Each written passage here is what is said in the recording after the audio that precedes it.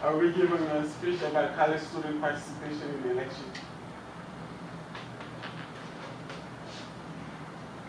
Introduction. As you know, an election in a country is an invitation of every citizen to exercise their civil right by voting to choose the leader or a representative to a democracy process. And also, most of the time, college students vote make the difference. Civil right is very important. Some people, if you don't know, is mentioned in your 13th and 14th Amendment of the Constitution. So,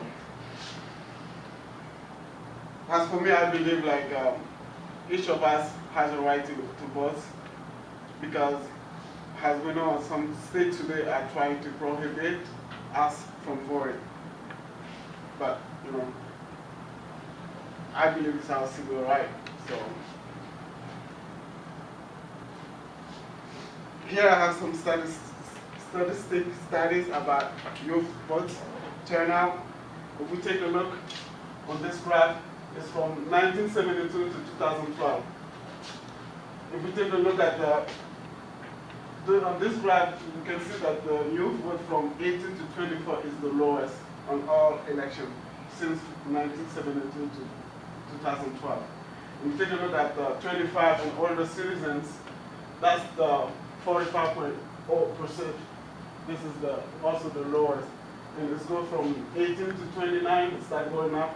And from 30 and older, that's the highest percentage that participates in all elections in the US. That's around 66.3%. It's still high since 1972 to 2012. Another statistic that I have is the EGR versus non-EGR. EGR means election day registration, and non-EGR is non-election day registration. If we take a look at those statistics, they show college, like we as a college student, we like to go same day, get registered and vote. For me, I believe we should vote maybe before that. So, because some states right now are trying to prohibit that also. Because they know, college student votes always make a difference, and, they try to win the election, of course, so they try to make us really.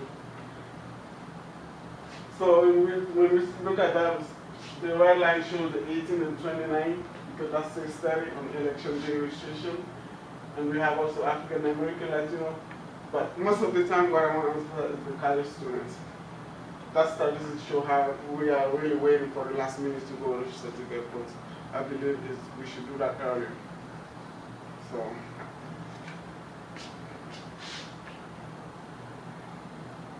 Over here, I'm sure it shows the reason for students to participate in all elections. First, we have this decision made by our elected leaders, such as the legislature, governor, member of Congress, and the president, affect the cost and the quality of higher education. Why that? Because as for right now, students are paying double on their interest loan. It used to be 3.4%, right now it's 6.8%.